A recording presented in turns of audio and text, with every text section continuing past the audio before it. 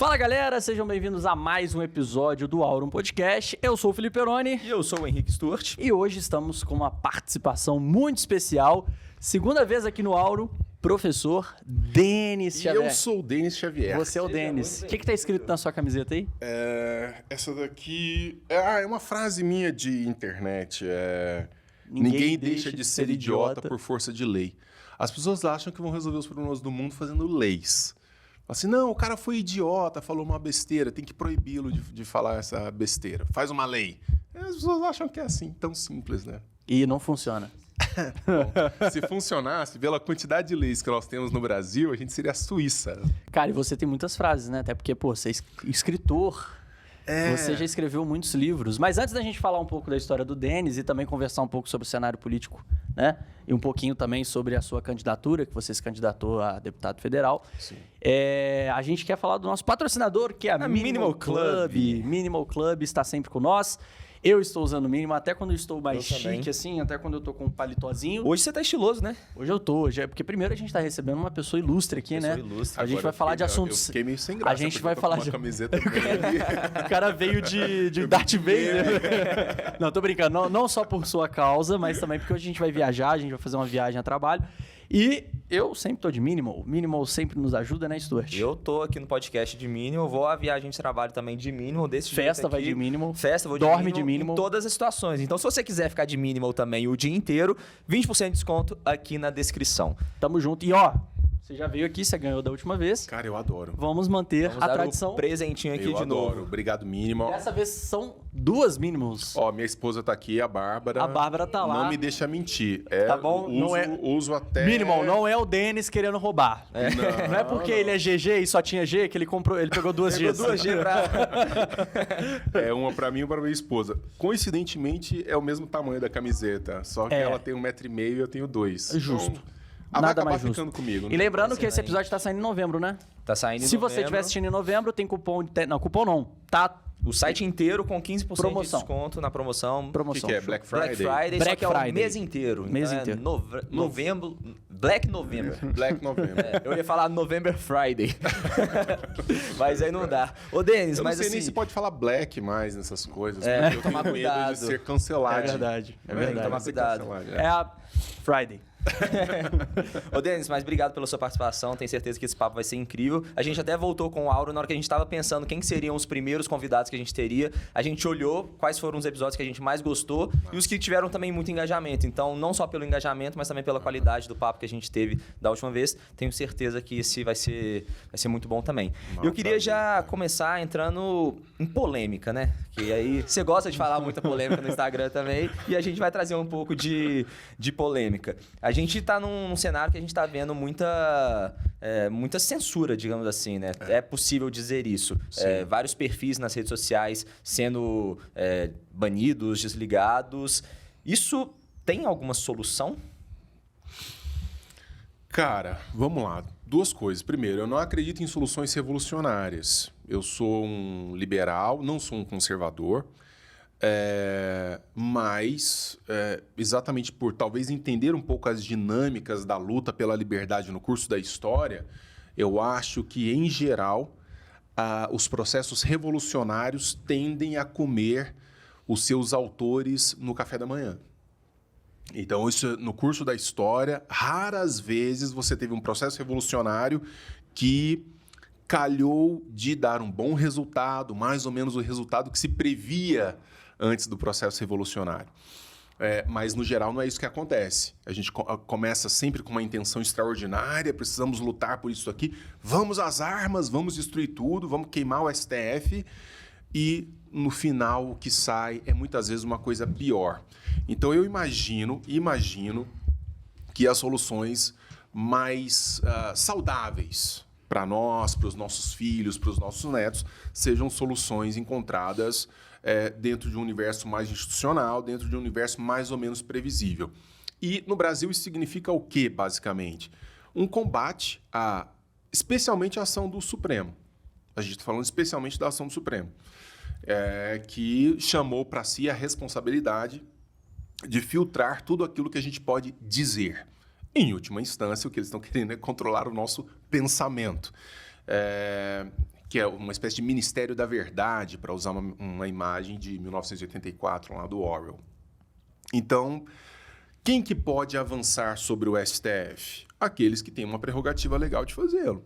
Nós temos um Senado acovardado, nós temos uma Câmara Federal, que não é prerrogativa da Câmara Federal, mas que ela pode pressionar politicamente, também acovardada, e isso causa distorções como essa que nós estamos vivendo. Cara, e quando você elimina a liberdade de expressão, você elimina a possibilidade de todas as outras liberdades. Uhum. A liberdade de expressão é o grande pilar que sustenta todas as outras liberdades. Ou seja, se eu não posso mais dizer as coisas, o que dirá fazer? Né? Uhum. Então, eu tenho acompanhado com muita preocupação. De verdade. Eu não sou de teoria da conspiração, eu acho que tem uns caras por aí que vivem de loucuras de internet, mas eu estou realmente preocupado com isso. E aí, então, você vê a questão do Monark, por exemplo, perdeu o canal, aí tem Nicolas Ferreira também perdendo as redes sociais dele. Isso é uma coisa, é uma censura ou é algo que vai, tipo, muito além da censura? Olha, uma observação, um disclaimer. Quando nós estamos falando de redes privadas, a gente não está falando, o Facebook tem dono, o YouTube tem dono, são empresas privadas. Se eles decidem, por conta própria, retirar um conteúdo, é o mesmo que dizer que aqui no boteco... Eu estou fazendo uma metáfora grosseira, tá? Que o cara do boteco aqui falou assim, eu não vou mais vender cerveja tal, só aquela outra cerveja. E você que gosta da cerveja que ele vai parar de vender... você deixa de frequentar aquele boteco. Então, quem vai calibrar isso no seu contato com a rede, no caso, é o frequentador da rede. Muita gente deixou o Facebook, por exemplo, um tempo atrás, porque... Bom, primeiro porque é uma merda o Facebook. Segundo, porque começou a censurar muita coisa, né, e tal, os caras foram embora dali. Então, eu acredito muito nesse poder do consumidor, calibrando o interesse do que vai e o que não vai. Só que o grande problema do Brasil é que essas redes elas estão sendo governadas pelo judiciário. Esse é o grande problema, no meu entender. É que são decisões do judiciário mandando as redes retirar conteúdo que, muitas vezes, naturalmente, elas não retirariam. Ou seja, voltamos à ideia da censura estatal contra elementos de propriedade privada.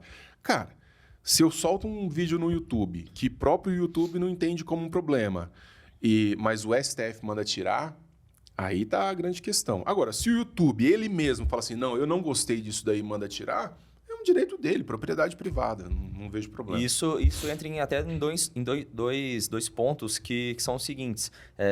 As plataformas, elas tendem a se vender com uma imagem de que a pessoa pode publicar qualquer coisa, então ela é um espaço aberto para publicar qualquer coisa. Sim. Dito isso, ela não teria responsabilidade sobre o conteúdo, só que... Censura. Ela censura, muitas vezes nem censura, às vezes tira um vídeo do ar por algum motivo, às vezes nem por conta do judiciário. Isso. Mas tem vários casos que vídeos são deletados do YouTube por irem contra as políticas, sendo que se está indo contra a política, então ela está, de fato, filtrando algum tipo de conteúdo que está entrando na plataforma. Exato. Então não é tão livre assim. Aí ele fica tentando sair daquela responsabilidade de cair alguma coisa nas costas da plataforma. Não, e é né? verdade, você falou um negócio que é muito verdadeiro.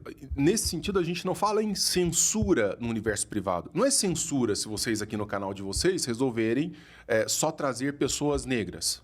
Não é uma censura, você não está censurando, você não está sendo preconceito. Você determina, caramba. Você diz o que vai acontecer aqui. Então não é censura propriamente. É uma escolha de uma instituição privada.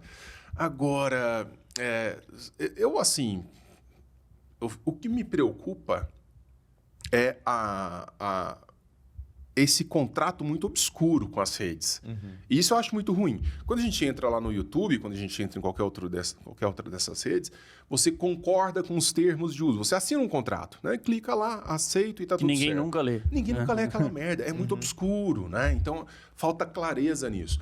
E nós, defensores da liberdade, o que a gente defende? Olha, que os contratos sejam respeitados. Só isso. Aquilo que nós decidimos aqui entre nós dois, que fique respeitado. Como os termos são obscuros, acontece o que tem acontecido. Mas eu acho que é um processo de depuração, tá, moçada? Eu acho que isso daí é porque é tudo muito novo. Vocês são de uma geração, vocês já nasceram apertando touch. Vocês nasceram, vocês são dessa idade. Você pega uma criança de 6 meses de idade hoje, já pega o YouTube, já consegue pular o anúncio porque tá antes do vídeo que ela quer assistir, né? Não, é bizarro. É surreal. É bizarro. Eu vejo a minha sobrinha hoje tem 15 anos, mas ela com 3 aninhos, ela pegava o celular do pai, que estava com dificuldade para fazer alguma coisa, e ela parece que já vem programada para aquilo. Vocês vieram programados para isso. Então é tudo muito novo e a gente não está sabendo lidar muito bem com esse processo. Até onde vai essa liberdade, até onde não vai, cabe a nós, defensores, bons defensores da liberdade, dizermos assim, olha, moçada, aqui tem um ponto de discussão, mas isso aqui não se discute. Tem outro aqui que a gente não pode discutir. Se a gente começar a censurar pessoas, censurar eu falo, ação estatal sobre empresas privadas retirando conteúdo produzido, retirando opinião, acabou, moçada. Aí nós entramos num limbo do qual a gente não sai nunca mais. É uma merda isso daí. Eu vou até fazer uma pergunta que não tinha colocado na pauta, e eu vou elaborá-la aqui agora, mas é uma dúvida que eu tenho e que vai muito de frente com esse lance da liberdade. A gente vive uma era em que, cara, o marketing está ficando cada vez mais agressivo, independente da área, seja pessoas que vendem produtos, seja pessoas na política, e muitas das vezes esse marketing é mentiroso, né? Só que se a gente for olhar o mercado como ele sempre funcionou, a pessoa que compra um produto com uma certa expectativa e ela se frustra, ela vai reclamar do produto para outras 10 pessoas e esse produto vai sumir. O próprio mercado vai, né, jogar esse produto fora porque ele não é bom. Só que tá demais. Todo dia surge uma nova estratégia de marketing que as pessoas estão utilizando para conseguir literalmente enfiar produtos nas pessoas e as pessoas estão cada vez mais consumistas. E na política a gente vê isso muito também. A gente vê muito político falando mentira o tempo todo. Sim. E na hora que o cara entra... Pra você ter noção, eu morei em Nova Friburgo, eu lembro de um vereador que tinha prometido um trem do futuro. E a campanha dele foi em cima desse trem, e eu juro, ele foi eleito por conta desse trem. Ele ia fazer um trem que ia cruzar a cidade toda. Se fosse em Minas, ia ser uma campanha mais fácil. Um trem do futuro, né? Pode ser qualquer coisa. Um pão de queijo do amanhã. Mano, o cara já morreu e não existe esse trem, tá ligado? Até onde você acha que esse marketing pode ir? Você acha que tem que ter... Eu sei que você é um cara... Você defende a liberdade. Mas e quando a pessoa se prejudica? Porque é o dinheiro dela que está no jogo. É o voto dela que está no jogo.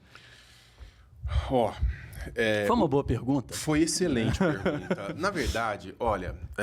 o Mises, ele diz assim que cada centavo que um consumidor coloca num produto ou numa ideia... é um voto que ele deposita naquele produto ou naquela ideia. E muitas vezes nós apostamos errado. E isso faz parte de uma curva de aprendizagem. Faz parte. Não tem como ser diferente. Eu não acredito na possibilidade de você dizer assim, não, nós temos que regular, nós temos que impedir as pessoas de mentirem para que outros não sejam fraudados. O que eu quero dizer é que a possibilidade de sermos fraudados, ela não é possivelmente regular. É impossível regular, o que eu quero dizer. Porque você entra em universos muito cinzentos. Né? Então, é muito melhor você aprender com a dor de ter sido enganado e nunca mais voltar ali, mas realmente fazer uma curva de aprendizagem, do que tentar regular a prioristicamente, já no início, esse processo, que invariavelmente vai cair num universo de censura, num universo de limitação não bem-vinda da liberdade. Então, eu vou dar um exemplo aqui, que é o exemplo mais dramático, talvez. Uma população muito bem educada, como a população alemã, comprou uma ideia política que gerou o genocídio de uma parte substantiva da humanidade. Alemães que sabiam muito bem o que estavam fazendo. Alemães que usaram todo o seu cabedal intelectual, toda a sua capacidade de realizar para enfiar gente dentro de fornos humanos. Então, hoje, os alemães... Onde você anda na Alemanha, você tem memoriais. Você tem memoriais. é o que eles dizem para não esquecermos. Para não esquecermos. Eles tiveram um processo de aprendizagem. Então não adianta falar assim, não, porque é um povo que precisa de mais educação, menos educação. A gente estava falando do povo mais ilustrado do mundo naquele momento, os alemães, durante a Segunda Guerra Mundial. Em termos de ilustração intelectual, os grandes filósofos estavam na Alemanha, etc. Os grandes físicos, os grandes matemáticos, os grandes cientistas, estão todos ali na Alemanha, quase todos. Então, é um processo de aprendizagem que é muito duro, mas é típico da fragilidade da condição humana. Puxa, fui fraudado nisso daqui, não concordo com isso. Tá, ninguém está falando que você não possa exigir reparação. Tudo bem você exigir reparação, mas condicionar previamente o que pode ou não ser dito e não trabalhar com o resultado, isso me soa muito, muito preocupante. Olha, a gente teve um deputado federal eleito em Minas Gerais com mais de 100 e tantos mil votos, chamado, não sei o que lá, Janones. Ele é um cara aqui do interior de Minas Gerais, acho que ele é de Tuiutaba, salvo engano, ali do Triângulo Mineiro. Esse cara, ele apoiador do Lula, não sei o quê, ele fez a parte midiática da campanha do Lula. Ele publicava fake news falando que era fake news. Não era nem, o cara não tinha nem a pachorra de falar assim, eu vou soltar uma notícia falsa, quem comer, comeu, quem não comer, não comeu. Ele fala assim, é falso mesmo, e tem que ser assim mesmo, e tem que partir para cima, porque são as armas que nós temos. Eleito deputado federal. Isso é foda. Então, de quem que a gente está protegendo de fake news? As pessoas querem. Um dos mais bem votados de Minas Gerais. As pessoas querem consumir isso. Quando você quer consumir cocô, é cocô que você tem que ter à sua mesa. Agora, só um processo de aprendizagem é que vai nos levar a perceber que comer cocô não é exatamente uma boa ideia. E as pessoas escolhem comer cocô, só que na hora que come o cocô, reclamam do gosto de cocô assim, depois. Tem gosto de cocô. Nossa, não gostei disso. Gosto de bosta. E é isso que tá rolando também, até no mercado financeiro. Mas esse exemplo da Alemanha até quebrou a pergunta que eu ia fazer, que era o seguinte. As pessoas têm que ter o direito de falar e pensar o que elas acham. Sim. E o próprio mercado, às vezes, vai regular. Se você tá produzindo conteúdo na internet, se você começa a falar muita besteira, o próprio público vai parar de te acompanhar na hora que percebe que aquilo, de fato, às vezes não é verdade. Ou quer consumir a besteira. Eu hoje aposto com vocês, eu sou um cara que estou muito na rede social, estou ali no Instagram e tudo, entregando mais coisas de filosofia, alguns memes, falando um pouco de política e tal. Eu tenho lá hoje, se você olhar no meu Instagram, 113, 114, 115 mil pessoas por aí. Eu consigo colocar 1 milhão de pessoas na minha rede se eu quiser em 6 meses. Eu, depois de algum tempo na rede, eu percebo o movimento da rede e eu sei como fazer isso. É só você falar o que a pessoa quer escutar. Meu só irmão, que não necessariamente o que a pessoa quer escutar é o melhor para ela. Pega esse momento agora de recrudescimento político. Se eu tivesse fechado agora... Porque assim, olha, em 2018, eu fiz campanha para o Bolsonaro. Fiz campanha para o Bolsonaro. Guedes falava, eu ovulava. Guedes, pelo amor de Deus, Guedes, agora sim, agora vamos, não sei o quê. Primeiro ano passou, eu comecei a fazer críticas pontuais. Não é assim, anti-governo. Você vai lá e faz um... Cara, Bolsonaro, pelo amor de Deus, Bolsonaro, não vai por aí que isso vai dar merda. Mas aí você virou socialista, né? E aí você já começa a ver. Ih, olha o Denis. Left lib. Olha o Denis. Ó, melancia. É verde por fora, vermelho por dentro. Começa essas merdas. Melancia. Coisa de analfabeto. Analfabeto gosta desses negócios assim, né? De coisa fácil de entender. Aí, então você tem que criar categorias binárias. Antes ele era bolsonarista, agora ele é anti-bolsonarista. Não tem assim... Não, moçada, eu sou a favor de certas ideias e esse cara começou a contrariar essas ideias. Avisamos. No último ano, cara, eu batia no Lula, batia no Bolsonaro. O homem lá de fora olha pra mim e fala assim, o que é esse cara? Ele não compreende, entendeu? Ele não entende. Então, agora, se eu tivesse feito assim, ó, é Bolsonaro, meu irmão, vamos pra pista e vamos fechar tudo.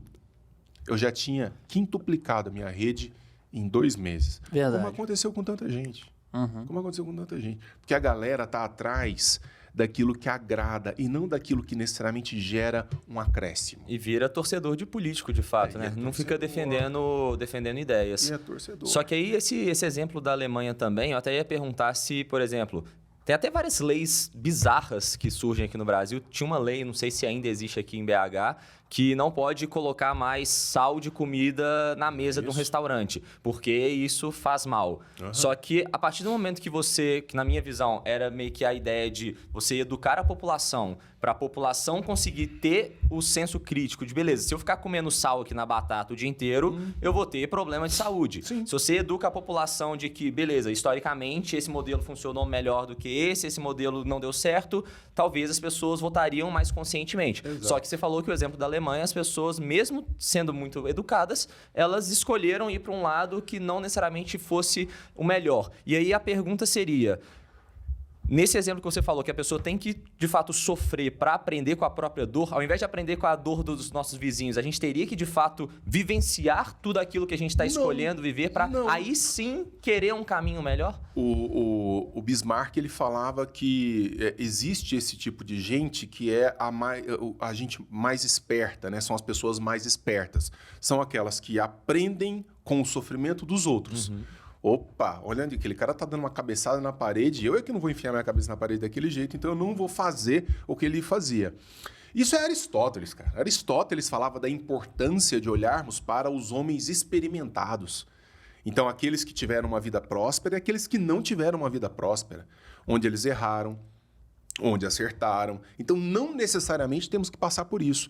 O povo alemão era um povo muito instruído.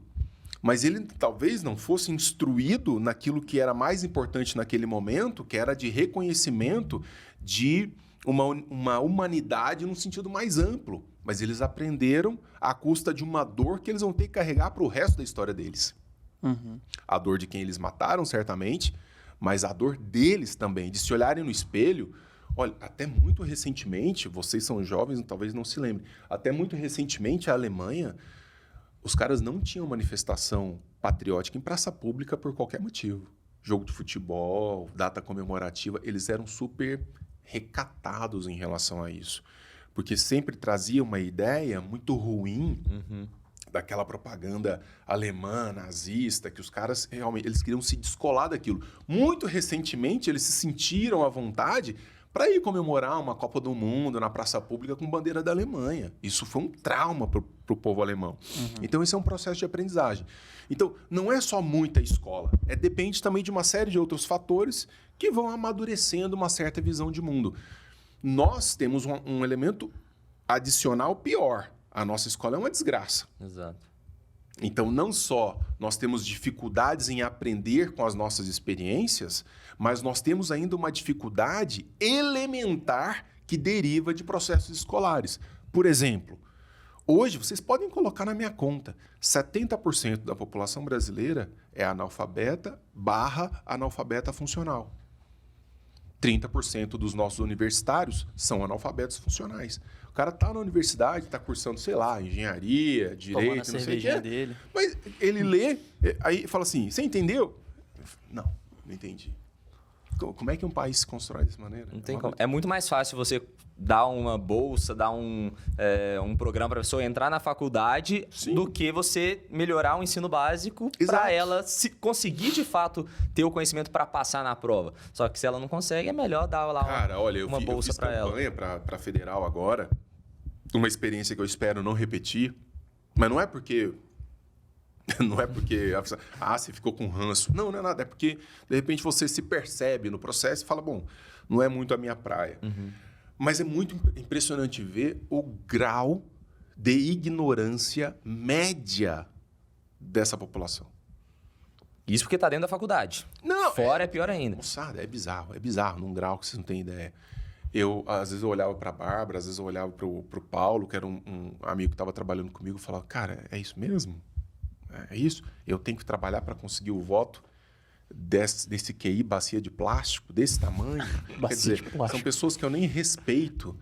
Então, você tem que ir lá, aí eu tenho que abraçar esse filho catarrento, comer pastel na praça e falar que são pessoas maravilhosas quando você não consegue nem chegar perto de um intelecto prejudicado daquele.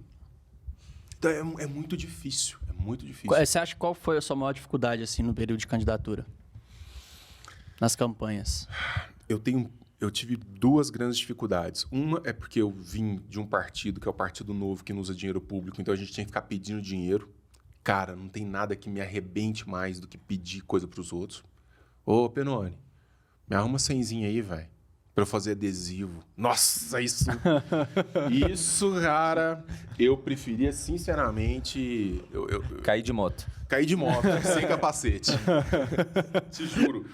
O dia que eu fiz o primeiro vídeo pedindo dinheiro, minha mãe, que me conhece, ela me mandou uma mensagem e falou assim: eu te vi quase morto fazendo esse vídeo. Você estava morto por dentro. Mãe conhece o filho mesmo, né? Cara, eu tava assim, ó, destruído. Ter que ficar... Olá, meu nome é Denis, sou candidato a deputado federal. Me dá um dinheirinho. Puta, cara, é foda. Você devia ter colado com a gente, cara. A gente descobriu um jeito novo de pedir dinheiro pros outros. É? Sendo educado e a pessoa ainda fica com vontade de ajudar, que é o nosso escritório que a gente tem. Você viu? Não sei se você viu no Instagram. Não. A gente tá montando um escritório do zero e a ideia é levantar o escritório mais foda do Brasil. De pedinte? Só de publicidade com empresa. Achei que fosse escritório de pedinte. Não. Você contratar um punhado de escritório gente, não, você pra sabe. gente aqui, ó. Pra gente. Deixar um escritório pra gente, aí vai ter do mais top, do melhor computador, melhor tudo. E é só com publicidade com a empresa. A empresa manda o produto e a gente divulga. Essa espada aqui, esse Lego, isso aqui tudo, esses livros estão Ayn aqui Rand, atrás. o livro da Ayn isso Rand, aqui. a gente ganhou isso. A gente ganhou isso aqui tudo, a tudo. gente não pagou nada. Pagamos nada. Mas Empresas isso, mandaram pra isso é gente. talento. Vocês dois, evidentemente, são dois talentos nesse Pois é, tinha que ter sentido, colado de com a marketing. gente. Você falar com a gente. Cara, é aquele negócio. É pobreza de espírito mesmo. Eu não consigo, entendeu? Não, bota fé. Não consigo. Eu também não consigo, Os não. caras falavam assim, você tem que sair um dia ali pelo centro da cidade e ir entregando panfleto para as pessoas. Ah, vote em mim. Cara do céu. Eu prefiro o exame de toque retal com um ET, com a lanterna na ponta, todo dia, do que Cara, fazer mas isso. assim, vou ser bem sincero, assim, eu não entendo de política, não sou um crânio da política, mas eu, como cidadão, eu não acho essas estratégias legais. Eu não acho que essas estratégias funcionam mais. Eu acho que já funcionou há uns anos atrás. Não é mais. Eu acho que com rede social você não precisa nem sair da sua casa. Se você falar isso mais uma vez, eu vou sair candidato nas próximas eleições. Mas, cara, se você for ver, Como é que vamos sai de pegar aí ó, o casa? candidato com mais voto, eu nunca vi ele. E eu acho que muita gente também nunca nem viu ele, nunca chegou perto. Talvez ele tenha feito ali... Acho que ele saiu mais de casa na campanha do presidente do que na própria campanha dele. Peroni, eu vou te falar uma coisa. Se você não tiver alinhado com um certo modo de pensar das pessoas, se sua fala for muito de contrariedade com relação à perspectiva... Eu sou um professor de filosofia e o exercício da filosofia é, por natureza, um exercício de contrariedade, anti-senso comum. Então, como é que você torna um discurso anti-senso comum palatável? A gente estava conversando em off aqui, teve um momento nessa candidatura que eu imaginei e falei, cara, eu corro risco de ganhar esse negócio. Foi quando viralizou uma fala minha na Folha de São Paulo. Que aí ela já foi replicada no Antagonista, já foi replicada no Yahoo, já foi replicada no Valor Econômico, etc, etc. Falei, cara, imposto é roubo, o Estado é uma máfia e sonegação é legítima defesa. Aí saiu na Folha de São Paulo. Candidato a deputado federal pelo Partido Novo afirma que sonegação é legítima defesa. Cara, isso deu uma bomba, não sei o quê. Porque isso contraria muito a ideia do senso comum. Uhum. Então, tudo bem, chamou a atenção para uma galerinha mais jovem que concorda com a ideia, de falar assim, cara, achei meu candidato. É isso mesmo. Sonegação é legítima defesa contra a ação da máfia estatal. Beleza. Mas para o homem comum lá fora, eu falo assim, velho, esse moleque é louco, esse cara é louco da cabeça. Não voto nesse cara. Só vão entender o dia que você morrer, né? E aí você vai virar lenda. Um dia a Lara Nesteruk, que é uma querida amiga, que tá forte no Instagram também, ela falou assim, não, eles só vão te valorizar no dia que você morrer. Mas é assim, o Clóvis de Barros, ele fala numa palestra dele, ele chega e fala, tem uma frase minha, mas que ela só vai ficar popular depois que eu morrer? O nego morre, a primeira coisa, faz o card, aí já mete a frase. Você só vão valorizar o Neymar aqui no Brasil quando ele se aposentar, ué. Porque, assim, o cara é o craque, né? O herói da nação aí, principalmente assim. E, pô, metade do Brasil não gosta do cara. Então, se você for analisar, o Brasil ele é meio doido, né? E, cara, qual foi a sua reação quando o Lula ganhou? Como é que você viu a apuração? Acompanhei tudo. Tudo? Acompanhei muito de perto. Porque teve gente que nem assistiu. Galera que ficou fissurada e que não teve nem coragem de ver. Pra mim tava muito na cara. Mas não tava na cara porque tava dando ou não tava dando nas pesquisas. Velho, quando a filosofia surge, vou trazer para a filosofia. Quando a filosofia surge, ela nasce no 6º século a.C., com um carinha chamado Tales, numa cidadezinha, colônia da Grécia, chamada Mileto. A filosofia nasce, é um bebê pintinho no meio de cobra, aqui para todo lado, que é o universo mítico religioso. Então, se você nasce um bebê pintinho num ninho de cobras, você tem que nascer um baita pintinho. E você não pode errar como pintinho. Cada movimento seu significa vida ou morte. Você tem que se proteger na casca. Aí você vai avançar um passo, você tem que ver se as cobras estão olhando para o outro lado. Tudo é estratégia para quem nasce em terreno minado, como nasceu a filosofia. Por que eu estou dizendo isso? Quando o Bolsonaro ganha, ele representa um ideário, pelo menos ele veio dizendo representar um ideário, que estava cercado de cobras por todos os lados. Portanto, ele disse isso, ele falou assim, se eu errar, o PT volta. É isso, é brilhante. Foi a frase mais inteligente que ele disse em 4 anos. E foi exatamente o que aconteceu. Você não tem o direito de errar certos movimentos, porque a cobra vai te picar.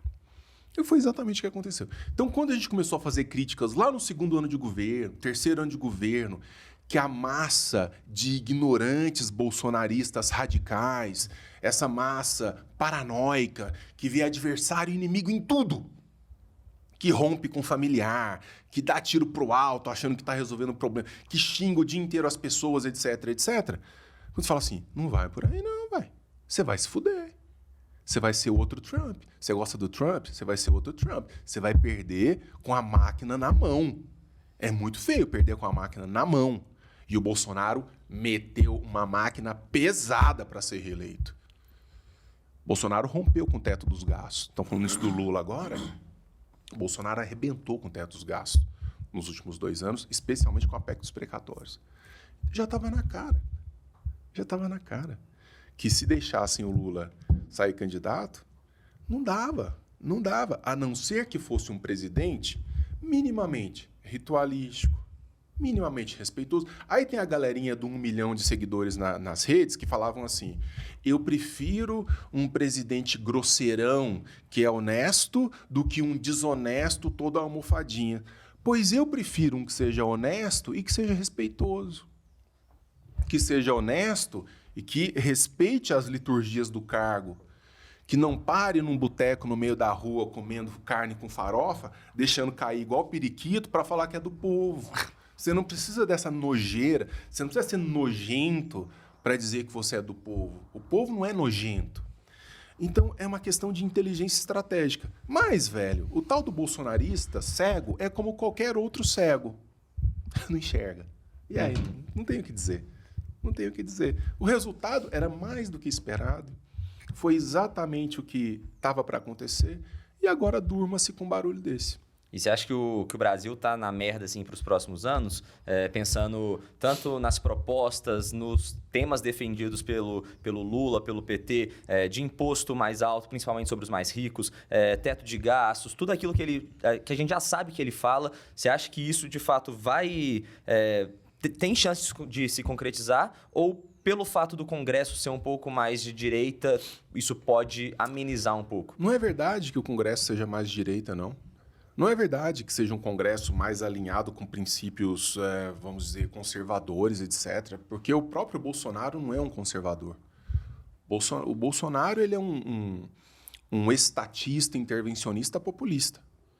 Porque diz que é pátria, família, Deus, isso não são... Não são valores associados ao conservadorismo. O conservadorismo, o que caracteriza a essência do conservadorismo é a prudência. Se tem uma coisa que Bolsonaro nunca foi na vida, é prudente nas suas falas, nos seus posicionamentos, porque senão não tem nada. Bolsonaro, se ele tivesse sido prudente, que é a marca do conservador, ele teria só andado de moto, Vou fazer motociata o dia inteiro, vou colocar a Michelle na garupa. Mas você não vai governar o país? Não, eu vou visitar o país e vou deixar os meus ministros trabalhando, parte técnica. Ele teria sido reeleito no primeiro turno com 80% dos votos. Então, não, mas ele resolveu ser voluntarioso, resolveu falar e resolveu... Então, eu não vejo um bom horizonte para o Brasil, como não veria com o Bolsonaro à frente. Só que eu acho que com o PT vai ser pior ainda, porque vai ser mais rápido o processo de decrepitude da nossa economia, etc, etc. Vai ter um ponto positivo, que é uma certa proximidade com instâncias internacionais, com forças internacionais, mas que também não vão resolver os nossos problemas. Vão atrair mais simpatia num olhar mais agradável do mundo, porque Bolsonaro nos isolou em termos internacionais. Bolsonaro não conversava com ninguém, ninguém queria chegar perto de Bolsonaro. O Lula, antes de ser presidente, estava sendo recebido como chefe de Estado por europeus, etc, etc. Então, o que para nós é uma vergonha, tem uma desgraça dessa representando a imagem do país. Mas os europeus gostam, os americanos amam e eles estão procurando os interesses deles. Eu acho que a tendência é de piora, né, de manutenção para piora. Porque é uma bomba relógio também, né? Se você pega historicamente o que outros países fizeram, todas essas políticas que o PT defende, é uma bomba relógio. A bomba vai chegar, igual chegou no governo Dilma. Talvez se não tivesse tido tanta corrupção, ia chegar, mas ia demorar um pouquinho mais. Sim. A corrupção acelerou um pouco desse processo. E tudo que o PT está falando é que vai voltar e vai fazer exatamente a mesma coisa. Eu só quero deixar isso claro, Stuart, que é o seguinte, velho. Especialmente no último ano, o governo Bolsonaro não foi diferente, tá? O governo Bolsonaro veio, sim, com uma pauta inicial diferente, de que não, a gente vai... lembra na campanha quando ele falava, o Bolsonaro falava assim, essas bolsas auxílios e não sei o quê, isso é para comprar voto de pobre, não sei o quê, não sei o quê. No último ano, meu irmão, no último ano, foi uma das coisas mais tristes e bizarras que eu já vi no mundo político, assim. Por quê? Porque o cara já tinha os números começando a aparecer de que a reeleição dele seria difícil. Meter grana. O que o Bolsonaro aparelhou para tentar ganhar... Agora, tanto que o Paulo Cogos, o doidão do Cogos, um dia num podcast que eu tava, ele falou assim, bolsonarista de tudo, Bolsonaro... Para de ouvir essa equipe econômica. Ouça os austríacos. Tem que ouvir os austríacos e não sei o quê. Que você está entrando num caminho péssimo e tal. Até bons bolsonaristas, né? Bolsonaristas que até então pensavam um mínimo, estavam avisando que o caminho não era esse. Mas, cara, não adianta. É um ranço populista que é muito difícil de desfazer. E para agora eu não vejo nada melhorar. Nada. Até porque a gente deu um cheque em branco também pro Lula, né? Ele já começou agora. Basta ter filho que você vai ganhar uma bolsa de R$150. E são políticas de incentivo. O Jean Turco já veio aqui? Veio. Já. O Jean Turco já veio aqui, ele fala muito sobre políticas de incentivo. Quer dizer, toda ação política, você tem que olhar o que você está incentivando. Então, qual que é a ideia? Não, basta você ter filho, eu vou te dar uma bolsa de R$150? Desculpa, eu vou transar o dia inteiro para meter 6 vezes 150, dá uma graninha ali e tal, joga o menino na escola, pega um vale gás, pega um vale isso, vale aquilo. É uma política de incentivo a uma reprodução irrefreada. Então, não vejo... Mas o brasileiro quer isso, é isso que ele quer. Tipo assim, o que eu mais vejo e o que eu mais vi, principalmente eu, que, sou um cara, nasci classe média e tive amigos classe média altas ou classe A, é pessoas que literalmente não entendem nada e podem falar que entendem, que estudam política, que acompanham, não entende. Ou para aparecer, se posiciona para aparecer, vai lá votar sem saber em quem está votando, por que está votando naquela pessoa. E tem muita gente que não sabe o que é o PT. Tanto é que tem gente que fala assim, o PT é socialismo. Mas assim, não sabe a fundo. O que é o PT? E o que foi o PT nos 16 anos de governo que a gente teve? Olha... 15, né? 15. Porque teve o impeachment da Dilma, né? Foram 6 anos de Dilma, né? 6 anos de Dilma. 6 anos de foi Dilma. Um inteiro, mais meio. E os 2 do Lula. 8 do Lula. 8 com 6. 14 anos. 14 anos. O PT pratica Bom, eu não vou falar do PT histórico, que vem realmente do movimento, né, da classe trabalhadora, muito ancorado nessa ideia da luta de classes, uma coisa meio freiriana, uma coisa meio, né, o comunismo, o socialismo, pautas sindicais, especialmente o movimento nutrido dentro dos sindicatos, e não tem nada pior no mundo do que sindicatos de trabalhadores que resolvem, então, fazer trabalho de lobista. É uma desgraça completa. Mas o que o PT pratica é aquilo que nós poderíamos chamar de uma espécie de capitalismo de Estado, ou mesmo de capitalismo de compadrio, que é mais ou menos ter os grandes campeões nacionais. Quem não vai se lembrar do Ike Batista, né? Então, os grandes campeões nacionais, você enfia dinheiro, né, e aquilo representa o melhor do Estado, o melhor daquele governo, quando, na verdade, é tudo, quando você aperta, não sai caldo nenhum. É uma bolha. É uma bolha, são bolhas criadas por um excesso de intervenção do Estado. Mas o PT, bom, basta dizer que no governo Lula foi a época que os banqueiros mais ganharam dinheiro no Brasil. Uhum. Eu não preciso dizer para vocês que o Lula, agora fazendo campanha, ele foi recebido com honras de chefe de Estado pela Faria Lima, por grandes nomes, grandes empresários, donos de grandes conglomerados empresariais. Os caras receberam Lula, apoiaram abertamente o Lula. Por um motivo muito simples. O Milton Friedman é que fala isso. Muitas vezes, quem é corrompido é a própria classe produtora, é a própria classe empresarial, industrial que é corrompida porque eles querem lobby dentro do Estado para resolver os seus problemas. Eles não querem, por exemplo, um corte linear de impostos. Eles querem resolver o problema deles. Eu quero que você corte impostos da sandália que eu produzo. Se isso significa aumentar a carga tributária nas costas do outro, não faz a menor diferença para mim. Então, assim pensa o empresário e o industrial brasileiro na média. Daí o resultado que nós tivemos desse apoio maciço, ou de larga medida, com relação ao governo Lula. Então, não é socialismo, a não ser um socialismo à la brasileira. Controla as forças econômicas, mas sem matar a vaca produtora. Você é um grande carrapato, você precisa da vaca produzindo. Matar a vaca não é inteligente para quem é carrapato. O Estado é parasitário, então ele deixa a vaca ali mais ou menos. Na hora que ele percebe que a vaca está indo para o brejo, ele dá uma aliviada, depois ele aperta mais um pouco. É assim que trabalha o PT. Não é socialismo, não é comunismo. Não vai virar a Venezuela. Não vai virar a Venezuela. Talvez vai se aproximar alguma coisa da Argentina? Pode. Mas virar a Venezuela? Não vai nunca. Os caras, eles sabem tocar direitinho os fios. Eles vão enfiar dinheiro agora com bolsas, auxílios, para dar um boom de percepção, especialmente entre os mais pobres, criando dívida, e vão rolar essa dívida para frente. Foi o que eles fizeram desde sempre e vão continuar fazendo. Agora, falar que é socialismo, que é Che Guevara, isso é uma bobagem sem tamanho. Isso vai virar também aquela bomba relógio que até comentei, né? Porque se você tá, de fato, dando muito auxílio a essas medidas populistas, com o Estado já quebrado, endividado, se a dívida sobe, o risco sobe, aí o dólar vai subir, dólar subindo também gera inflação. Isso vai afetar também justamente quem eles mais estão querendo ajudar. Sim, mas você vai continuar tirando de gente que produz. É incrível, né? O Estado ele não quebra nunca, né? Ele sempre tem de onde tirar. A Petrobras não quebrou. Por quê? Porque a gente pagou a conta.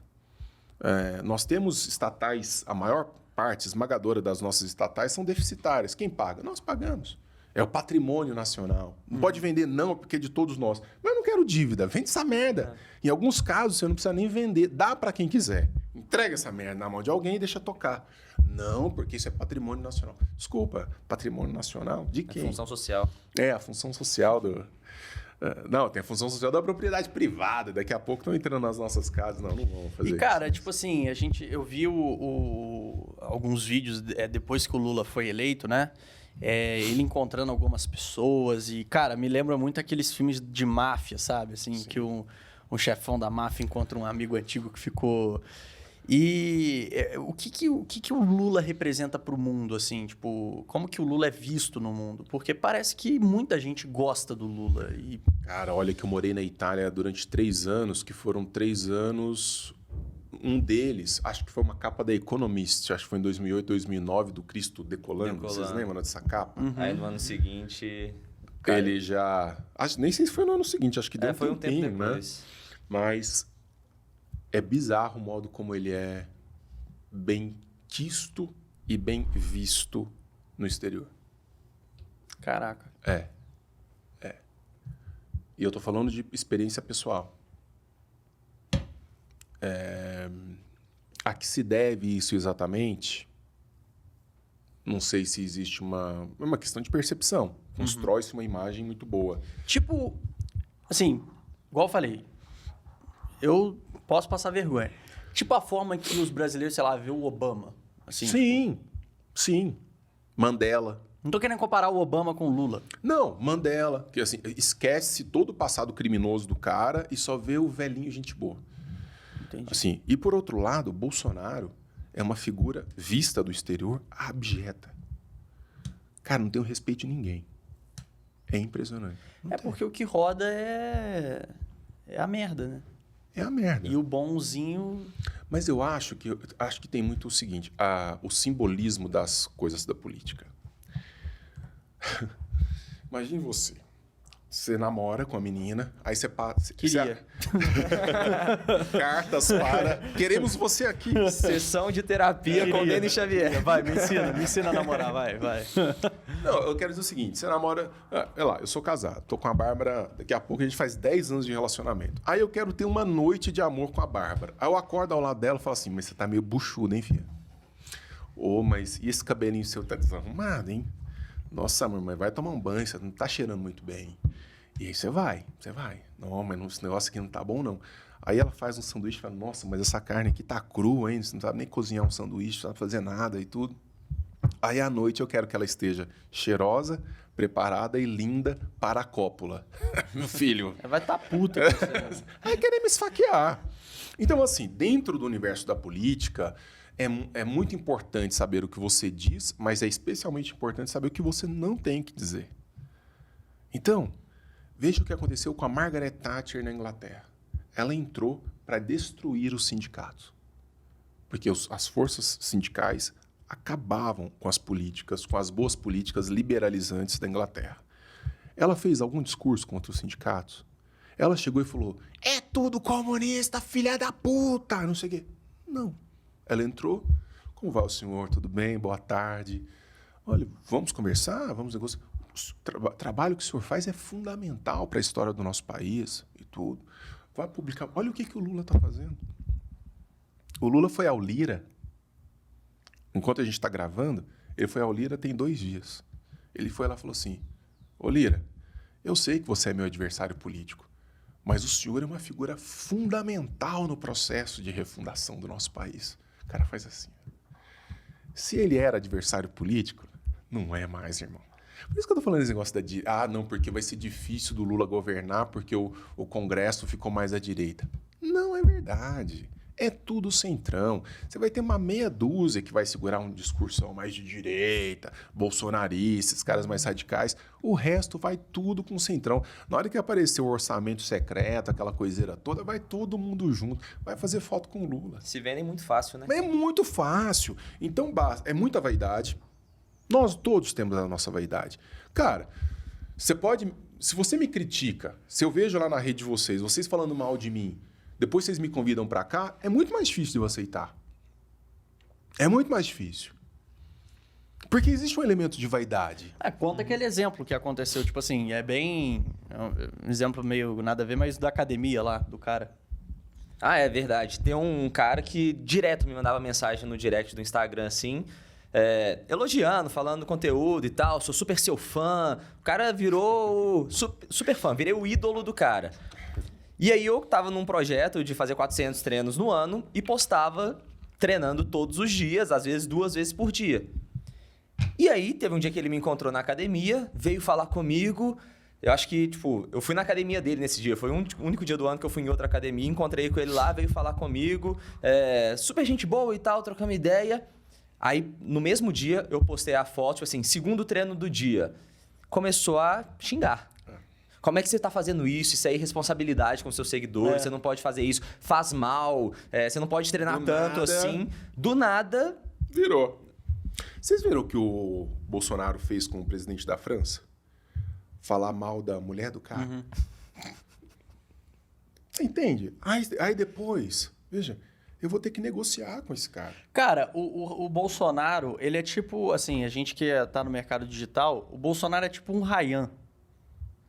Que é um cara que tem uns princípios, assim, de, pô, acabar com a mentirada na internet, tentar mostrar a verdade.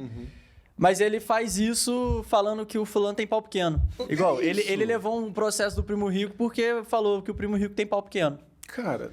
E ele faz, assim, aí ele vai e mexe com a filha de 16 anos do cara.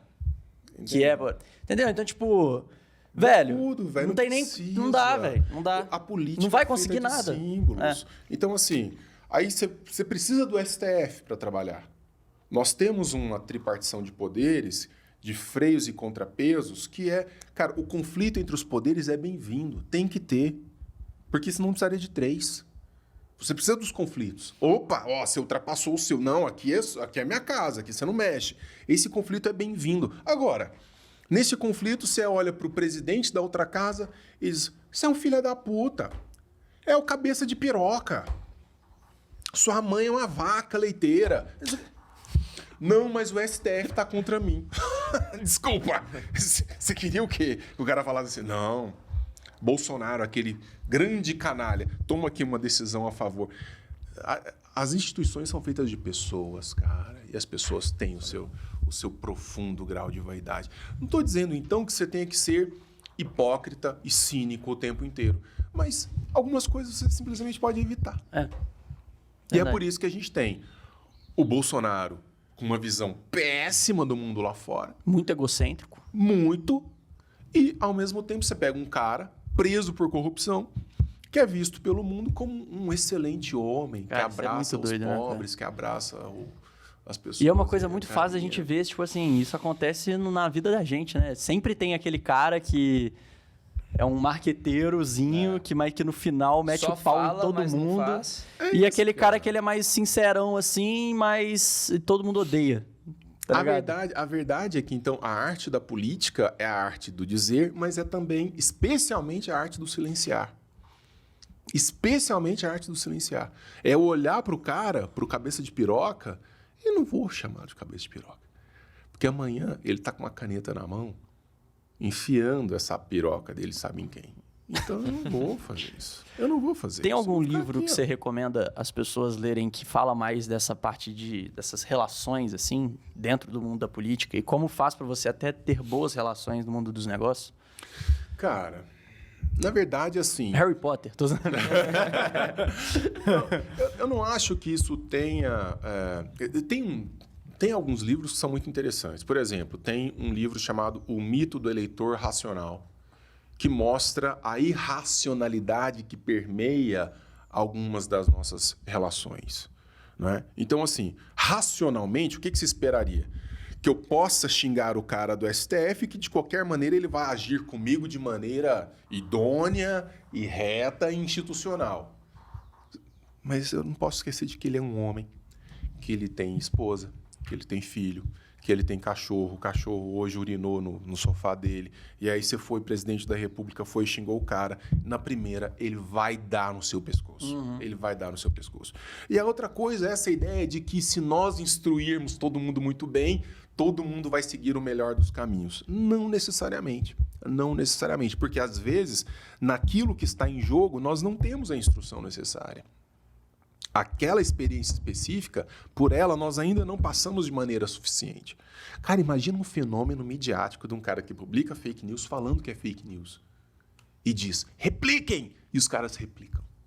Isso é muito louco. Sabendo que é fake news. É o ápice da irracionalidade na condução dos processos. Ou seja, eu não estou preocupado com mais nada, a não ser ganhar. É a vitória a qualquer custo. E... é até aquilo, voltando um pouquinho no assunto que a gente estava falando, quando o Bolsonaro fez o primeiro discurso depois da vitória do Lula e tudo mais, você até publicou no seu story falando, se esse fosse o Bolsonaro dos últimos 6 meses, você era viu aquele Bolsonaro?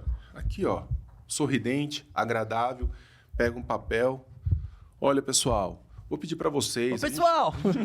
Pessoal! Posso começar, gente? Risonho e tudo. Olha, pessoal, eu tenho aqui... A gente não pode agir como os adversários. Nós não vamos fazer como os adversários. liberem as pistas aí, tudo bem. Entendo, é um protesto que a gente se sente injustiçado e tudo. Esse Bolsonaro teria levado com não sei quantos % de votos. Então, quando a gente... Cara, eu hoje vendo essas coletivas do Lula, me dá uma tristeza. Gleisi Hoffmann, Haddad, Mercadante. Inclusive, a Haddad sendo cotado para o Ministério da Fazenda e tem vídeo dele falando, não, de economia eu não entendo nada. Eu colava. Isso me dá uma profunda tristeza, porque o que eu me lembro da eleição de Bolsonaro, quando eu falei, agora nós podemos virar uma chave aqui. Aqui nós podemos virar uma chave. Quando o Guedes fazia os discursos dele sobre descentralização dos processos econômicos, menos Brasília, o Guedes falava de educação, eu falava, tem que dar o Ministério da Economia e da Educação para o Guedes. É isso aí. Não, porque quem vai cuidar da segurança pública vai ser o Moro. O cara que fez um ótimo combate enquanto juiz, etc, etc. Bicho, mas aí, de repente, o cara resolveu... brigar com todo mundo. Sabe o que é? Eu tô vendo esse campo de futebolzinho aqui de brincadeira.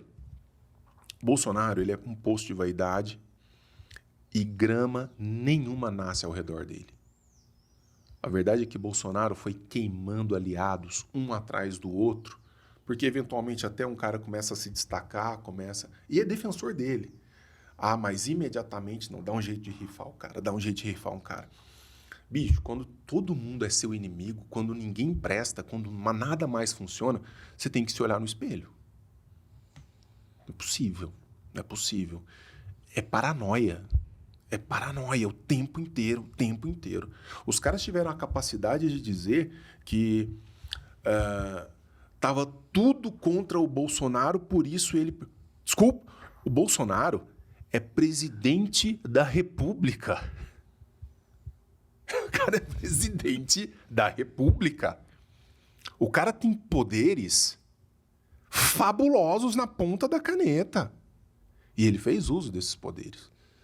Agora, dizer então que é uma vítima de tudo, é uma vítima da sociedade, é uma vítima do sistema. Bolsonaro foi vítima de uma única pessoa. Dele mesmo. Sim, dele mesmo.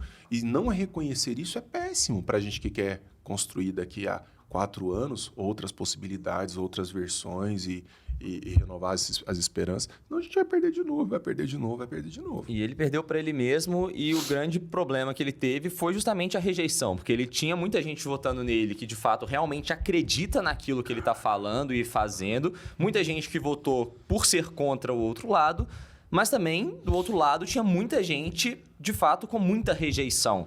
E o Bolsonaro perdeu, mas todo mundo que ele apoiou ganhou também nos estados, no Congresso e tudo mais. Fez então, uma o problema foi realmente de... a rejeição dele, né? A ele, especificamente, eu tenho um caso assim, emblemático de uma colega minha da Universidade Federal de Uberlândia, lá da área do direito, bolsonarista.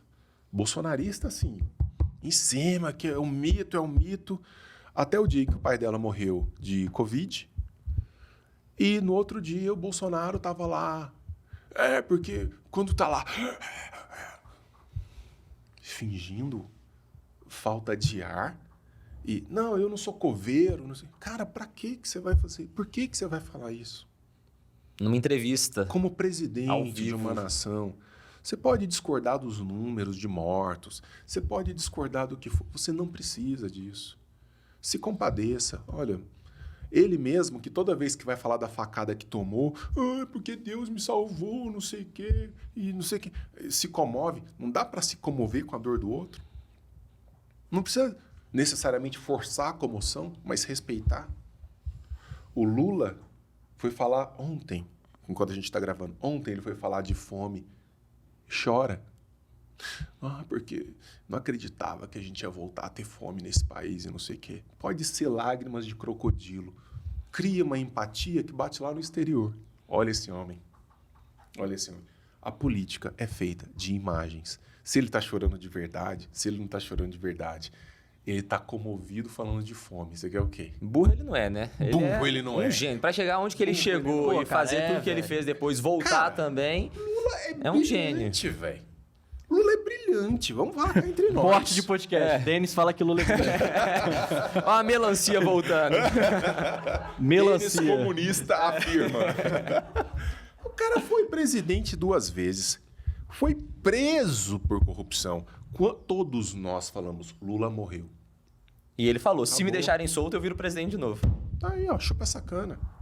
Por isso que é tão difícil. Por isso que o Bolsonaro tá sem dormir. Por isso que os bolsonaristas estão loucos. Porque, cara, é inacreditável. E qual a sua opinião desses bolsonaristas aí nas ruas, né? Acho que deu uma amenizada depois que o Bolsonaro apareceu ali falando, né? Que era pro pessoal liberar e tal, mas tem gente que tá há uma semana na rua, enfrentando chuva. Até vazou um vídeo essa semana de um temporal e as pessoas rezando, pedindo a Deus lá. Você acha que isso qual que é o poder da manifestação, assim? Porque as pessoas falam que isso realmente tem um poder de mudança, mas tem as pessoas que não acreditam, acham que aquilo ali é só uma desculpa para não ir trabalhar. Não, na manifestação como tá hoje, o único poder que eu vejo nessa manifestação é da gente poder identificar com clareza a quantidade de idiotas que tem ainda no Brasil. Então, isso daí, quando você passa assim e vê aquele tanto de gente lá parada, de joelho na porta do quartel, fala, cara, é muita gente idiota ainda, muita gente cretina no mundo. Eu tava até falando com ele ontem, porque, tipo assim, eu apoiei o Bolsonaro na eleição, no segundo turno. Lembrando que eu respeito, desde que não estejam me impedindo de circular, como aconteceu no começo, que eles estavam impedindo todo mundo de passar. Aí é ruim. Isso é foda. Quando o Bolsonaro é a voz do bom senso, você vê que alguma coisa é grave. Bolsonaro chegar e falar assim, moçada, não, vocês estão exagerando. O Bolsonaro Vamos com calma, os caras estavam exagerando. Vamos com calma. Então é porque realmente estava muito ruim. Então eu respeito. É igual cada um o meme lá do cara segurando o caminhão. Pô, aquilo eu achei muito bom, cara. Aquilo eu dei muita risada. Mas eu apoiei, né? Falei para as pessoas que eu tava no segundo turno que eu ia votar no Bolsonaro. Divulguei meu voto. Também. Eu fiz ali. Eu fiz um disclaimer assim. Eu fiz ali a minha apresentação no último dia mesmo, pra também não. Pra não, assim. Não polemizar. Porque primeiro que eu sei que eu não tenho o poder de mudar a cabeça de ninguém. Mas pesa. Tudo bem, mas eu sei que eu não tenho. Porque do meu nicho, todo mundo vota no Bolsonaro. Do meu nicho, todo mundo vota no Bolsonaro. No meu também. E eu acho que naquele momento que a gente estava vivendo, já estava tudo muito bem definido. Assim, eu acho que o Pennoni... A não ser se eu fizesse um baita vídeo muito criativo, genial, assim, que eu mudasse, entrasse pra história, mas não ia rolar. Então o problema foi que você não fez esse vídeo, né? O problema foi que eu não tivesse fiz feito mas esse eu não tive vídeo, ideia, não tive ideia. Lula não era eu pensei. Olha o culpado. Eu pensei, eu vi aquele vídeo do Chaplin, que é dele... Inclusive é um vídeo uma pegada meio socialista, assim, né? The dictators die, não sei o quê. Eu vi esse vídeo e eu falava, cara, por que não fazer um tipo desse defendendo o Bolsonaro, assim? E meter uma música de fundo motivacional, tentar fazer um remix. Porque fizeram um remix desse discurso do Chaplin e é maravilhoso, assim. Você vê, você arrepia, você chora. Mas tive ideias, mas não coloquei em prática. O que eu ia falar é o seguinte, cara, eu vejo essas pessoas na rua há 7 dias... Tudo bem, pô, você ir lá, passar uma tarde. Pô, show de bola, legal, fez o seu papel. Mas as pessoas que estão lá, eu falo, velho, essas pessoas não trabalham, mano. Eu acho triste. Cara. Porque, tipo, eu não conseguiria ficar uma semana na rua, sem trabalhar. A não ser se esse for o meu trabalho, né? O próprio A não ser se eu estiver ganhando. Exato. A não ser se eu estiver ganhando dinheiro. Acho que você chegou no ponto. O próprio Bolsonaro seguindo a vida... O PL do Bolsonaro, não, moçada, a gente reconhece a derrota. Por que reconhece a derrota? Não é porque não tem armas contra o TSE, é porque eles têm os números. Eles sabem, nós perdemos mesmo, gente. Nós perdemos, vamos embora para casa. Então, eu fiz ontem um story falando que isso daí não é guerreiro do povo brasileiro, é idiota massa de manobra. Chama idiota útil. Útil para certos grupos de mídia, grupinho dos tiozão do WhatsApp. Tem muito. E eu lamento, cara. Eu olho... Não tem nada mais triste para mim do que uma boa oportunidade perdida. Especialmente no Brasil, que é um país que a gente vive de décadas perdidas. Todo mundo fala assim, essa foi a década perdida na economia. Aí a década seguinte, a década perdida na economia. Acho muito triste, moçada. Acho muito triste, porque... Cara. Velho... De novo, não é que eu esperasse do Bolsonaro muita coisa, da figura do Bolsonaro. Porque o Bolsonaro ele já tinha um histórico político cá entre nós. Bolsonaro é deputado desde que ele nasceu. Bolsonaro é da velha guarda, do baixo clero, da política nacional. Ele surfou uma onda muito inteligentemente, antipetista. Quem fez o Bolsonaro foi Jean Willis, foi essa galerinha. Ele surfou isso muito bem. E eu lembro, cara, lá em 2018, de fazer um post falando assim, Bolsonaro ele tem um ponto que eu admiro muito, que ele estava nessa vibe. Isso eu não sei, conversa com quem sabe. Quem vai cuidar disso no meu governo é o fulano de tal. Eu não entendo tanto de economia, fala com o Guedes. Eu não entendo tanto de segurança, fala com o fulano. Fala com o meu posto de Ipiranga, lembram disso? Era o tempo inteiro assim. Aí, quando foi a queda do Bolsonaro? Quando ele resolveu entender do que ele nunca entendeu. Aí, não, eu sou o chefe, porra! Quando você é o chefe, tem que dar um soco na mesa e falar, eu que mando aqui, porra, acabou. Você já não tem mais o respeito de ninguém. Você é chefe, você é o líder, exatamente enquanto você não tem que ficar dizendo isso para as pessoas. Elas sabem que você é e elas te identificam como tal. Eu tenho a caneta, porque eu é que mando. Você está gritando para quem? É o pincher latindo lá de dentro do quintal, na hora que você abre a grade, ele não sabe o que faz. Não sei. Essa é a metáfora. E para 2016, assim, o que a gente pode esperar? 16? 2026. Para 2026? O que a gente pode esperar para 2026? Vai depender de quem vai capitanear esse movimento agora que está meio órfão de uma... Eu não gosto desses termos direita e esquerda porque eles são muito genéricos. Você acha que realmente acabou pro Bolsonaro? Ele não tenta voltar? Ou, sei lá, não, por eu vaidade? acho que ele tenta voltar. Então tem chance de ter Lula e Bolsonaro de novo em 2026? Eu acho. Caraca. Eu acho que existe uma... Eu acho que o Lula não. Ele eu acho que o Lula não. Ele não pode fazer, não. Ele bate a idade. Bate a idade. Lula não, mas... Qual que é? 80? Não. Ele vai estar com 77. Ele vai estar com... Ele tem 77. Tem 77. Ele vai estar com 81. Vai estar com 81. Ele não pode. Mas assim, ainda que pudesse, eu não acho que o Lula venha para mais um mandato. Eu acho que não. Eu acho que ele... Não se esqueçam de que ele quase fez Haddad. Preso. Ele tá preso. Condenado por corrupção. Então, ele solto presidente, para ele fazer um outro nome, vem muito forte. Eu acho que, por exemplo, o Zema estava desesperado com o Bolsonaro aqui, porque o Zema é pré-candidatíssimo à presidência da República para 26. E com o Bolsonaro à solta, não presidente, isso prejudica a imagem. Por isso que o Zema ficou em cima de caminhãozinho em Minas Gerais inteiro, desesperado para eleger o Zema, o Bolsonaro. Então, porque ele sabe que o Bolsonaro solto vai tentar uma volta. Que foi uma derrota humilhante. Porque foi uma derrota que não foi para o outro. Foi Você acha que tem risco do Bolsonaro ser preso? Tem. Tem sim. Acho que agora... Ele perdendo... Cara, porque o PGR, por exemplo, trabalhou para o Bolsonaro, não trabalhou pelo Brasil. O chefe do Ministério Público no Brasil não trabalhou para o Brasil, trabalhou para o Bolsonaro, desde sempre. Engavetou, ficava contemplando lá as peças e tal. Isso mudando agora pode ser... Eu não duvido dessa possibilidade. Mas eu não considero que E junto vai os filhos também? Cara, rachadinha, aquele negócio da rachadinha, esconder o cara, operador da rachadinha na casa de um advogado, que é uma figura grotesca. Essas coisas, em um determinado momento, podem voltar. Mas se você me perguntar assim, Denis, você acha que isso é definitivo, que pode inviabilizar um Bolsonaro candidato? Não acho. Bom, o Lula o Lula tá aí. O que aconteceu com o Lula, né? Então, assim, eu acho que Bolsonaro continua com um capital político grande, só que eu não sei se ele vai ter inteligência para aprender com os erros. Meu medo é que não. Bolsonaro, se tivesse se cercado de pessoas certas, e não só desses filhos loucos que ele tem, e tem que partir pra cima, e tem que atirar, e tem que matar, e tem que não sei o quê. Estou exagerando na figura de linguagem. Se ele tivesse o 10º homem, sabe quem é o 10º homem? É aquele cara que 9 estão falando assim, faz, e o 10º fala assim, cuidado, tem um negócio aqui. É tipo aquele filme, é um dos melhores filmes do mundo, tipo... Acho que é 12 Homens e uma Sentença, já viu? Você tem que soltar aquela... Que tem um... você já viu esse filme? Não. Cara, é muito bom. São 12 advogados que eles estão lá decidindo se um cara vai ser preso ou não.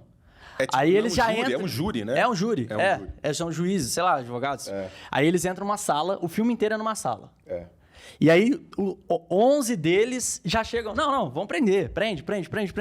Aí um deles fala... Eu acho que... Tem um problema aí. Tem um problema, eu acho que ele não é o culpado, não.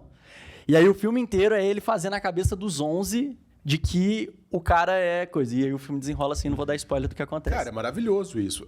Mas tem um 10º cara que você escute e respeite. Sabe? Aquele cara que lança uma dúvida quando tá todo mundo num mar de certeza e que esse cara lança uma dúvida e você fala assim, esse cara tá falando um negócio que tem sentido. Faz sentido. E isso pode mudar tudo. E Bolsonaro não fez isso. Como eu disse, grama nenhuma nasce ao redor dele. Por quê? É ele muito autocentrado. Isso é muito ruim, cara. Isso não é inteligente, não é estratégico. Os grandes estrategos, os grandes generais, os grandes comandantes, eles estão o tempo inteiro olhando lá nas pontas o que está acontecendo. E quando você perde essa sensibilidade, e Brasília é muito permeável a isso, é um ambiente muito fechado, são os gabinetes, e você comandando um Brasil inteiro. Se você não estiver conversando com gente que não gosta de você, ou que gosta de você, mas discorda de você. Agora, quando você bloqueia tudo, nada presta, ninguém chega. Sou eu, o Carluxo. Eu fui obrigado a ouvir durante 4 anos que existia um grande gênio da estratégia política nacional, provavelmente junto com Solon e Péricles, os gregos, o Carluxo. Então, gente, desculpa, eu adoeço com essas coisas. Cara, não, chama o outro, conversa. É bem assim? Não é bem assim. Então, se tivesse tido muito pouco, perdeu por pouco, né? Por muito pouco, a gente poderia... Mas eu acho que foi uma aprendizagem importante. Se o Bolsonaro tivesse ganhado agora, vamos falar do outro lado. Se o Bolsonaro tivesse ganhado agora, o movimento liberal brasileiro, que praticamente acabou, porque foi assimilado pelo bolsonarismo, teria sido morto e enterrado por um bom tempo. Teria sido morto. É uma hora, talvez, a gente parar e refletir sobre o que a gente fez, de certo, de errado, etc, e reconstruir, sabe? Você tem alguma outra pergunta de política? Eu quero entrar num assunto rapidinho, que não tem nada a ver com... Só perguntar uma que foi um fenômeno que aconteceu aqui em Minas Gerais, que foi o do Nicolas. O Nicolas foi o deputado mais votado, mais votado da história de Minas Gerais também. 1,5 milhão, né? 1,5 milhão. Isso muito, praticamente quase tudo, fruto das redes sociais. Sim. Como que você enxerga todo esse movimento? Olha, se você se dispõe a fazer o que é necessário para vencer, independentemente de princípios, valores nem nada, não é uma tarefa assim tão difícil. O Nicolas ele foi muito inteligente ao associar 2 elementos que estavam no coração do votante, do eleitor: bolsonarismo e evangelismo. O que mais? Não é nada. Não tem mais nada. Não tem pauta, não tem proposta, projeto específico, vou trabalhar aqui. É um menino, acho que da idade de vocês. E o Turn Down for What também, né? Que às vezes ele ia lá e humilhava alguém. Então, é isso. É de pegar o celular aqui, bando de comunista, não sei o quê. E na verdade, o que acontece? Votação, eleição, não se trata do candidato. Se trata do eleitor. É a média do eleitor. Então as pessoas falam assim, os políticos brasileiros não são bons. Não, os políticos brasileiros são o exato retrato do povo que nós somos. Esses caras não pegaram um ônibus espacial e vieram de Marte e falaram, vim para governar vocês. Pleno 2022, Elon Musk está lançando um foguete. Então, Talvez assim, em 2026 eles venham, quem sabe. Tomara. Tomara. 26. Porque aqui tá complicado. Mas foi um baita fenômeno, porque teve a inteligência. Gente, Bolsonaro, de verdade. Vamos falar do Bolsonaro. Bolsonaro é um cara intelectualmente muito limitado, fez um cursinho merda de educação física, foi um soldado medíocre, foi um deputado medíocre do baixo clero, ninguém nunca olhou para a cara do Bolsonaro. Ele olhou uma situação e falou assim, é ali que eu vou. É isso aqui. Colheu a situação, percebeu, existe uma inteligência estratégica, ninguém nega, falou assim, e não importa o que aconteça, é nessa que eu vou. E foi onde ele conseguiu vencer. Só que ele continuou nessa mesma vibe já tendo vencido. Aí foi onde ele se perdeu, quando ele não precisava. Agora ele precisava ser presidente e não mais aquele... Que é o que o Lula faz muito bem, né? Ele consegue ser o personagem ali e depois... O Lula tem... exato, ele faz bem o personagem de presidente. Mas aí... É um cara que tá aqui, ó, ele abraça, ele beija, ele faz afago na cabeça. E ele chama pra conversar. Não, Ele fala, cara, o dele chegando lá com o da Argentina. o Fernandes. Ele. Pô, parece Companheiro. Parece meus tios, que, tipo assim, estão há 6 meses sem se O ver. presidente da França fez questão de gravar o telefonema pro Lula. Porque, lembra do Bolsonaro falando mal da esposa dele? Ele deve ter chamado a assessoria de imprensa dele e falou assim, o Lula ganhou? Faz uma gentileza. Liga pra ele aí, por favor. Oh, monsieur, presidente Lula! Que alegria! Que dia maravilhoso! Na cabeça dele só tava o quê? Será que ele tá comendo Chupa a picanha Bolsonaro. dele, então? A picanha do Lula. Deixa eu te perguntar uma coisa. Mas assim, Nicolas fez o trabalho que ele tinha que fazer e foi muito bem votado, porque, assim como o Janones, porque representa. Mas, cara, eu tava falando, durante a minha campanha, sabe quantas perguntas eu recebi sobre economia, sobre educação, sobre reforma política, reforma tributária? Nenhuma. Sabe quantas perguntas eu recebi de se eu era a favor ou contra o Bolsonaro? Se eu era a favor ou contra o Lula? Se eu era a favor ou contra o aborto? Trocentas. É porque a pessoa não quer saber de plano. Ninguém lê plano do Lula. saber. Inclusive, o Lula não entregou o plano Se eu vou até votar para pouquíssimo aumentar tempo Estado, antes. diminuir Estado, o homem vulgar tá cagando. Que é a Ele quer saber- picanha. Eu ouvi, quando saiu o resultado e eu perdi, os caras falaram assim, sabe por que você perdeu? Porque você não declarou voto aberto no Bolsonaro, que senão você tinha ganhado. É provável mesmo. É provável. chance. Só que eu não acho que ganhar seja tudo. Assim, acho que conta também o modo como você ganha. E só pensando também em estratégia para se eleger eventualmente, o que eu vejo, quero saber se você enxerga dessa forma também, é que para você se eleger como um deputado, você precisa de muito voto. Como um vereador, precisa de muito voto. Se você tiver muita gente te apoiando, te defendendo, tá tudo certo, mesmo que você tenha muita rejeição, porque você precisa dos votos. Isso. Só que a partir do momento que você quer, por exemplo, se candidatar a governador, Cargos a presidente, executivo, muda tudo. você não pode ter tanta rejeição, né? Não. Você tem que, de fato, ser um cara um pouco menos extremista, igual, por exemplo, Sim. o Bolsonaro foi. O Bolsonaro foi um caso à parte, porque teve toda aquela história do PT, que ele fez aquela imagem contra o PT também. Sim. Mas, Que é a tipo, teoria do eleitor mediano, né? Lá, que- Exato. Você não pode ser muito Não extremista, dá, né? as pessoas reagem muito mal. Tanto é que quando o Haddad... Desculpa ter te interrompido, mas quando o Haddad estava no segundo turno, ele até mudou as cores da campanha para Brasil, para amarelo e verde. Era exato. vermelho, e aí é pra ele... Por quê? Porque agora é uma situação meio a meio, entendeu? Então ele tem que se aproximar mais do meio. Porque se ele ficar ao Exatamente. extremo, ele pega uma parcela pequena de pessoas. O Lula foi de uma inteligência estratégica. O primeiro discurso do Lula, depois de vencer, foi um discurso de unidade. Eu não vou ser o presidente só de quem votou em mim. Cara, o fato dele ter chamado o Alckmin para ser vice dele. Quando o Alckmin aceitou ser vice do Lula, desculpa, até eu que sou brasileiro, estudioso dessas coisas, que eu falei, cara, nós chegamos num grau. Mas olha a inteligência estratégica. Porque o que é o Alckmin? O Alckmin é o centro. Para dizer assim, olha, gente, não é o comunismo que está vindo por aí, não é a Venezuela, não. Eu não sei o quê. Se o Lula não tivesse dito aquele negócio contra o agro lá no Jornal Nacional, podia dar primeiro turno para ele. Então a gente tinha quadros assim que eram quadros de rejeição. Então você tinha muita rejeição ao Lula por 2, 3 frases malditas e por um histórico, né, de prisão, etc, etc, que muitos relevaram. E você tinha um Bolsonaro altamente rejeitado, batendo a casa dos 50%, 51%. Ninguém vence uma eleição com a rejeição de 50%. Não tem jeito, cara. Isso aí. Antes de eu fazer a última pergunta que eu quero fazer, o que você acha que o Felipe Neto ganha em ter... Assim, foi doentio, porque eu tenho amigos da internet que chamaram ele para gravar e que ele falou que não ia gravar porque a pessoa não tinha se posicionado politicamente. O que esse cara deve estar ganhando? Ele deve estar ganhando alguma coisa, assim, porque eu acho que o preço que ele paga por simplesmente defender e apoiar o Lula frente a tanta coisa que ele escuta e uma pressão psicológica, tem dinheiro envolvido ou é uma questão de ego também?